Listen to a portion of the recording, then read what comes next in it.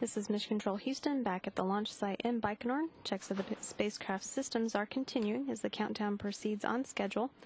A few moments ago, the head of the Russian Federal Space Agency, Anatoly Perminov, spoke with the crew members, with the Soyuz commander Oleg Kotov specifically. Perminov indicated all preparations continuing to go well on the ground.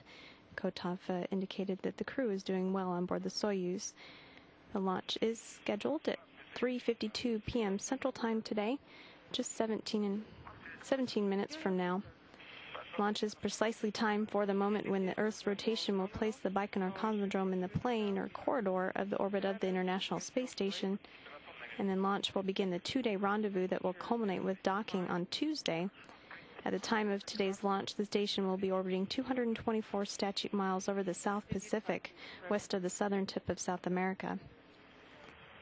At this time, the Soyuz's telemetry systems and steering jets have been activated. During the climb to orbit, tracking and telemetry is downlinked to ground stations along the flight path and is routed to Russian Mission Control Center in Korolev, outside of Moscow. There, Russian Flight Director Alexander Lobasov oversees a group of flight controllers who will monitor the Soyuz following its launch and insertion into orbit.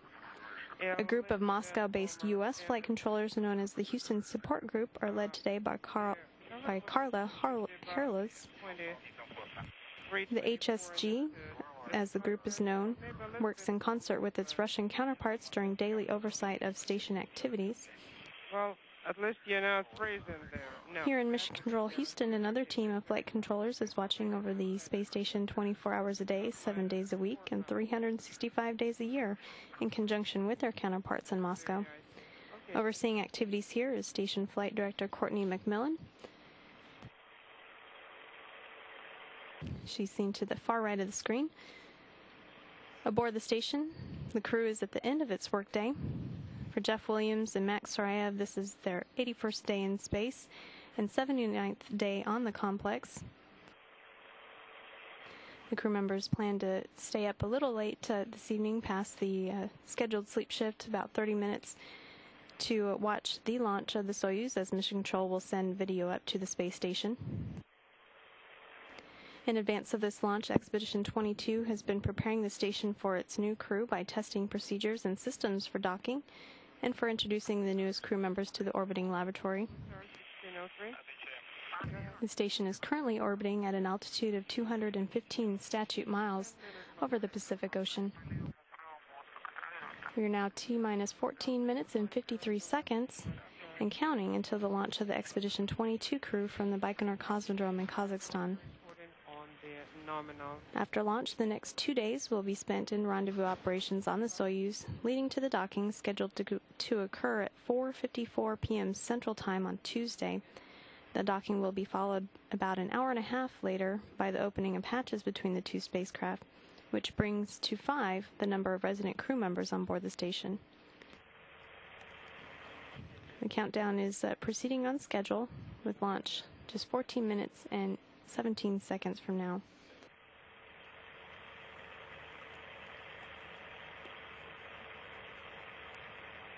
The Expedition 22 crew has been on board the Soyuz for about 2 hours now, conducting final systems checks with Russian launch controllers. As they were preparing for their mission, the crew members provided some insight into their personal histories and motivations for spaceflight.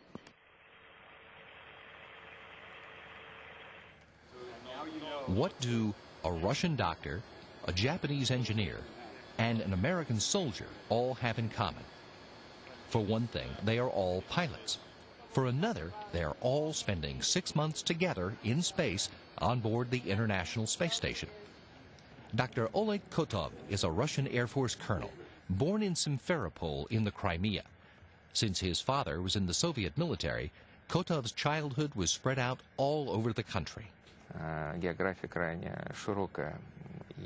The geography is pretty big for me. I lived in Ukraine, in Moldova, in Leningrad, currently St. Petersburg, in Moscow, and I graduated from high school in Moscow.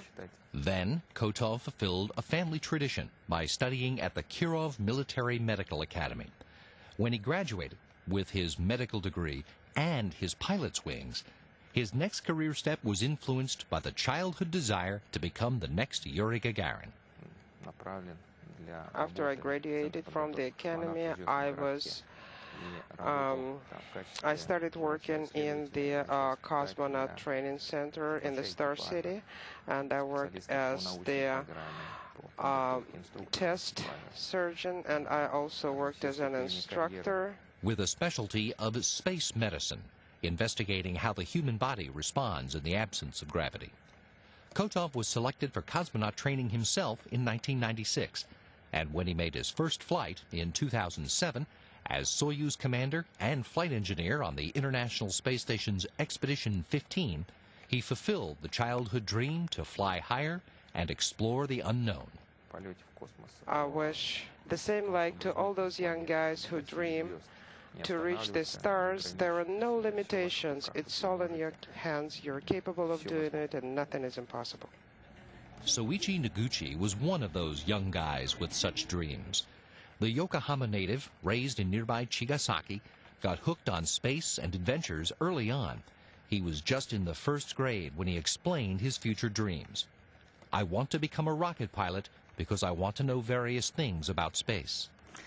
Well, I really like all the rockets and spacecraft and space adventures when I was a childhood. I watched all the movies like Star Wars or Star Trek or the Japanese anime, which in theme with the space adventure.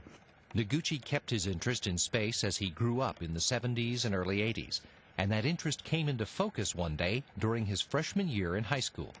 I saw the space shuttle STS-1 go up on television, and I thought, wow, this is a great career, great profession. I wonder if I can be someday like a space traveler. There weren't any Japanese astronauts then, but Noguchi got his pilot's license and concentrated on space-related technology in his studies for a bachelor's and a master's degree in aeronautical engineering at the University of Tokyo. Japanese astronauts did finally fly in space during Noguchi's 5 years in private industry designing and testing aircraft engines. In 1996, the Japanese Space Agency selected him for astronaut training at NASA's Johnson Space Center in Houston. His first trip to space was on the Space Shuttle's return-to-flight mission in 2005, when he made 3 spacewalks. What we are doing is definitely motivate the young kids like I was motivated by watching the shuttle go up and pursue my scientific career.